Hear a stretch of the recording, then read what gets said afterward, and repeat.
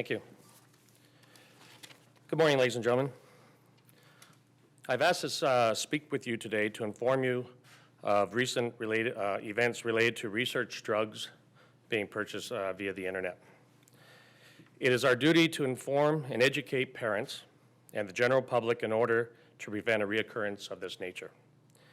In recent days, the Toronto Police Service has investigated the unintentional overdose of two individuals who purchased research drugs over the internet.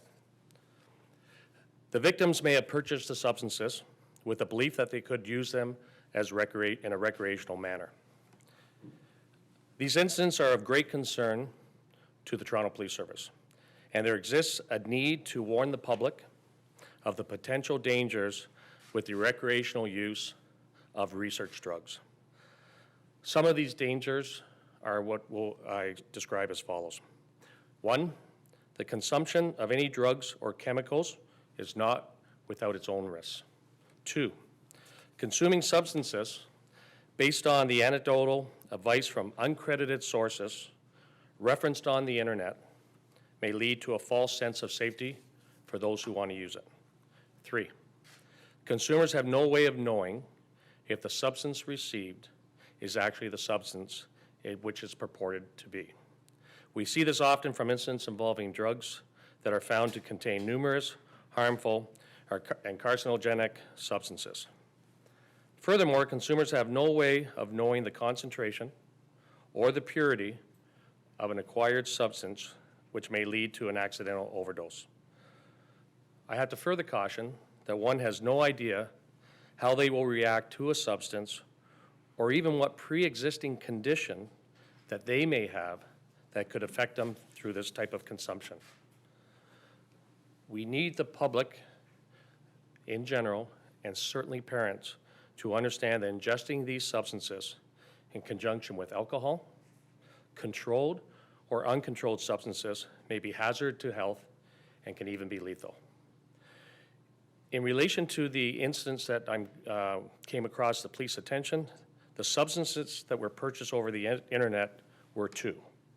First being ethyl phenidate, and the second one being methyl benzopyrazine.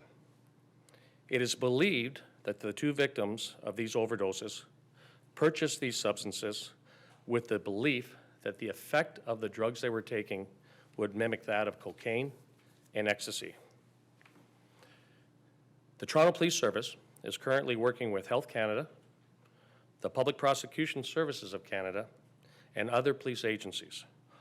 All substances like these have to be regulated, and that is why we are undertaking with our partners to investigate further to any form of illegalities of these drugs and or their classifications. These last two incidents are thoroughly being investigated at this point to ascertain as to whether other criminal charges may be appropriate outside of the Controlled Drugs and Substance Act or the Food and Drug Act. I am asking and urging that anyone with information pertaining to chemical drugs or research drugs are asked to contact the police at 416-808-2222 or Toronto Drug Squad at 416-808-6100 or Crime Stoppers. I turn to the video here. This is one of the actual packages that was taken from the victim of the recent overdose incident. This is the top one here is the back portion of the package, and the front is the labeled portion. This represents approximately 1 gram of the substance. As you can see, it has the pharmaceutical name, the makeup, what's referred to as a CAS number. But I think what's important for you all to note is the sign below the qualifier, not for human consumption. This is how this substance is being sold to the public over the internet. The back of the package is actually the substance that contains approximately 1 gram. What's also very concerning to the Toronto Police is the prices. The prices that range for these type of research drugs are in the same similarity to drugs such as MDMA and cocaine. So there's certainly, although the individuals who are the companies that may or may not be making these are qualifying it for not for human consumption.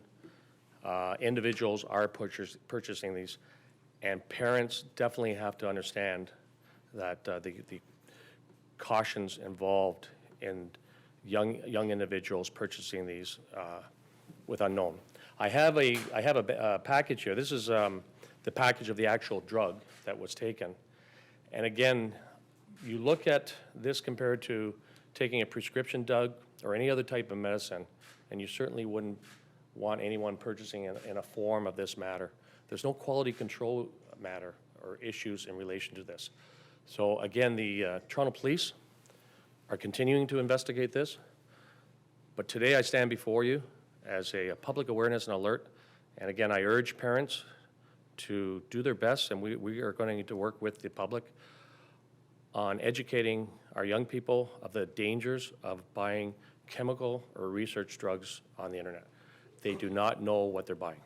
I'll take any questions. Can you explain to us what a research drug is? We keep talking about this, but I don't have any clarification as to what this actually means. A research drug, drugs are controlled either through, regulated and controlled through the Controlled Drugs and Substance Act or the Food and Drug Act. Research drugs are, in their essence, used for research in the proper use of them. They can be used for a number of lawful reasons. Many institutions and companies and researchers would certainly use them in a lawful reason, but again, our position is some companies are selling these at the gram level. Some are individuals buy them on the internet, and there is no qualification as to who they are selling it to, who these companies are selling it to, whether that is a 12-year-old on the line or a 30-year-old. They do not have any quality control checks as to who they're selling it to. So is this a loophole in the law that they can sell this stuff and they're not going to get charged for selling this? I mean, are they completely absolved of any wrongdoing when they sell this and they say not for human consumption? Not necessarily. With chemical drugs and any type of research drugs, there's always a continuing change and regulations. They're all regulated, and there's always continuous changes in relation to how the law works surrounding the Controlled Drugs and Substance Act and the Food and Drug Act. That in theory, is where laws have to be regulated and where it could be either legality or illegality of the particular drug or substance. So we continue to research with Health Canada, to continue to work with Justice and our partners to look to see certain drugs as they come on the market, when we can get them scheduled and when we can try our best if they're being used in the wrong way. I'll give you an example. Ketamine at one time, not that long ago, was not ever scheduled in the CDSA. It was simply scheduled in the Food and Drug Act.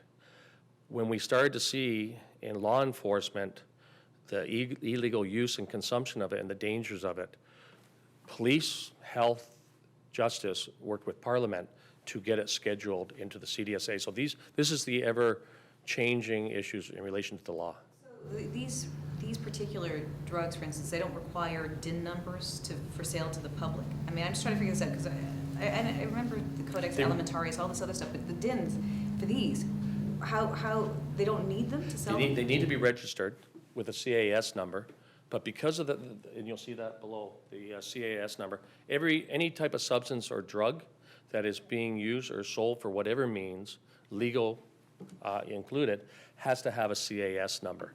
So therefore, as you can see on the package that they're selling to the consumer, they have put a CAS number on there. And that, any substance, there's thousands of substances and or drugs out there, and they all have to have CAS numbers. Okay, so you can't go after these guys for selling this stuff? You can, and there's other means.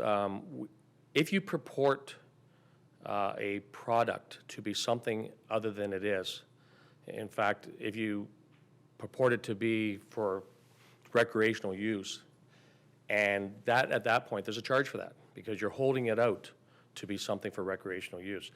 You also, we are certainly looking at criminal charges in relation to the specific instances involving these two overdose victims.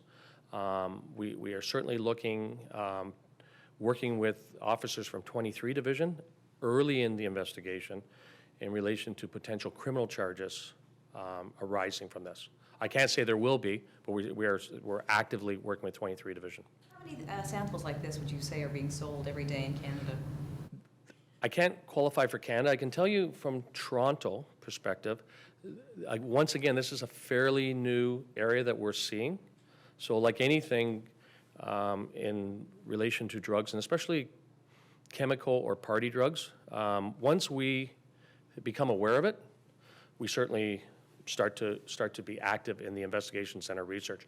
I can tell you that the changing of individuals now going to research drugs and putting this into their system, it's new. It's new to law enforcement. I think the internet certainly changes the game a bit, and I would say we're on the ground floor at this point of the beginning of our investigations and our research to see how we can combat this. The bottom line is, we don't want a death. We don't want any form of illness to happen to our young people. This certainly appears to be more of a young person's choice, and one of our big goals is not necessarily even the enforcement side of it.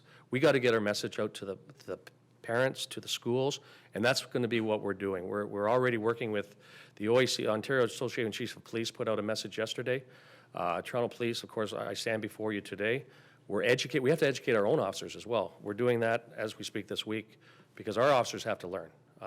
This is a changing thing, so we're actively involved in that. So is this different than designer drugs? Research drugs are different than designer drugs? Designer drugs are meant to mimic a lot of these cocaine, et cetera. Are these research drugs considered completely different? These are used for a reason by these companies or for research purposes? I mean, are they two distinct items? Well, they're two specific. I mean, Two samples. you mean research drugs I'm in talking general? about research drugs versus designer drugs. Is there a difference? The commonality between them is if it changes or alters a person's feeling once they take the drug. So if you look at this, the individuals, the young people who are starting to consume this, believe it simulates cocaine or ecstasy. So there is an altering of their state. So that compared to designer drugs.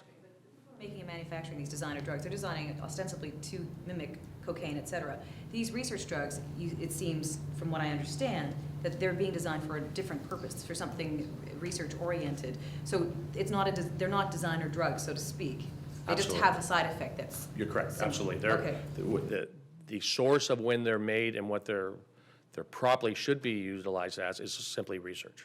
And how are these people getting their hands on this stuff to sell? Are they just chemical people, the people with chemistry degrees that are The companies? synthesizing it? Yeah, I mean, who's selling this stuff exactly? Companies. Okay, these are being purchased from companies in Ontario. Can you explain, first of all, how young people, where are they going on the internet to find this? If they Google, like, how does it happen that a young person finds this stuff? Like, maybe that's something parents could look for. They'll often young people will use street names, street slang, to get into search engines on the internet. Often it's an underground network of communication through social media that they'll talk to each other. That usually can lead you on the internet to specific sites, and you get onto obviously the site, and it's simply ordering them. These are being ordered at the gram level. The company's willing to sell them at the gram level to the consumer. What site would it be? It depends on, if they Google that particular name even, the pharmaceutical name, that can get them to a site. So do the kids or do the young people know to go to something to that specific of a name? I would say no. I would say they would know more to go to the slang or nickname, which can eventually lead them to the right proper name, and eventually it can allow them to make the purchase. What is the nickname? Do you know? Well, I mean, there's some common ones. There's, often there's a terminology, Molly is often used for MDMA or ecstasy. These ones we're looking at, often drugs of this type, they usually just shorten up the name and use initials. So right now we're seeing things simply as E or M being there. BCP, we're seeing a lot of initials. Usually that's the way it starts on the internet, and then sometimes once there's a commonality of a name, they refer to it. But unfortunately, this is pretty easy for them to locate. It's too easy, unfortunately, for them to locate. So then they go and meet someone, like, I'm sorry, I don't know how it works. No, through the mail or courier. They just send, they. Absolutely, it's so easy. They don't leave their living room. And what are the ages, last question, what are the ages? Can you tell us a little bit about the two overdoses? Yeah, without getting into their, obviously specifics, but the two individual were both young men. They were both in their early 20s, and fortunately they got quick treatment by paramedics, sent to a local hospital in Toronto, and they were both in very serious condition when they attended hospital, but fortunately, and because of the expertise of the paramedics and the staff at the local hospital, they were able to save their lives. And is it just because, I mean, you say the costs are about the same as cocaine and ecstasy, is it just because of it's so easy to get, and I guess is in some ways legal for them to order it? Is that the reason that people are buying them? It could be the cost factor. As far as, it's certainly not extremely high in cost. Could be the fact that you can purchase it at the gram level, which certainly simulates what street level drugs can be purchased at. The availability, I'm not quite sure if that's one of the reasons, but I think the fact that, nowadays that unfortunately anybody, but a lot of young people can buy stuff like this off the internet. You can't go and buy cocaine on the internet legally, but you can, but this is legal, I guess, to buy on the internet. You can buy almost anything on the internet. I probably would disagree with you that you can't purchase cocaine on the internet. I would suggest you can. By no means am I standing here trying to educate the public on how to buy stuff, but I'm just saying. You can have this sent through the mail to you legally. Today, Yeah. but there's certainly a lot of illegalities that could come tomorrow. That's why I wanted to emphasize on a previous question that was asked of me and that's why I wanted to reference it back to ketamine. When Health Canada and Justice and the police work together, we start to see trends. And when we see trends like this, they all have to be regulated. I mean, I just want to clearly point out, these have to be regulated. So there's laws surrounding this. Now, what we have to look at in the law enforcement side is working with our partners, and is it getting to the point for the public concern that we have to look at getting these working with Parliament to get these scheduled under the Controlled Drugs and Substances Act. I think ketamine is probably the best example I can give you that was originally 8 or 9 years ago simply under the Food and Drug Act, and with all the partners working together, we were able to get Parliament to get it into the Controlled Drugs and Substances Act, and now we're combating ketamine. 10 years ago, we wouldn't have known young people would have taken ketamine recreationally. And this is why law enforcement has to stay on top of it. And this is why I'm here today to alert our public, but especially alert our parents. Where did it come from? You must know where it was I don't want to say from. specifically, but it's within the province. It's within the province of Ontario. Yes. Okay. Yes. I don't want to, I certainly don't want to pinpoint to where. But it's within the province of Ontario. Is there no moral obligation on the part of the people manufacturing this to understand where it's going? I think there's lots of times there's moral obligations on individuals on what people may consume. How long have you been aware that these drugs have been circulating, that kids have been taking them? Sorry. How long have you been aware of these two particular drugs and that kids have been taking them? Because this is the first I've ever seen of E or M, as you're calling. This is new to us. I would say within this calendar year. I could be wrong on that, but certainly from speaking with my experts in the drug squad, I don't think it's been more than this calendar year, as far as the research drugs. Are there multiple Ontario-based websites that are selling this stuff, or is it just one that? No, there's multiple sites. Where are they getting it from? Are they getting the stuff from China? I know we've seen that in the past, where stuff's shipped in. That's part of our ongoing investigation at this point. We're going to be working with Border, Customs. In fact, we've already started working with Customs on this. We're working with Health Canada. We're already actively working with them, and we're working with Justice. So we're in the preliminary stages as to all of those questions. So are they synthesizing these things here in Ontario? Because, I mean, I understand research chemicals are sold individually, and these seems to be synthesized. So are they producing them here, or are they buying them overseas? And That's what I'm saying. We're still too early in the investigation to know where the companies that are selling them from the Ontario base, it's still too early in our investigation to know if they're being manufactured here in Ontario or if in fact they're being imported from another country. Soon we'll have those answers, very soon. But at this point, we're just too early into the investigation. Any further questions? Thank you.